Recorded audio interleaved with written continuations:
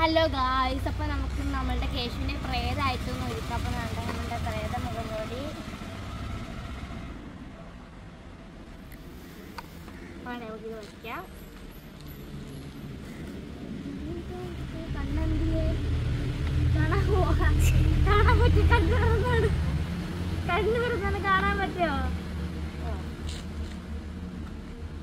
Black hair ഉണ്ടായിരുന്നു കൊള്ളാം.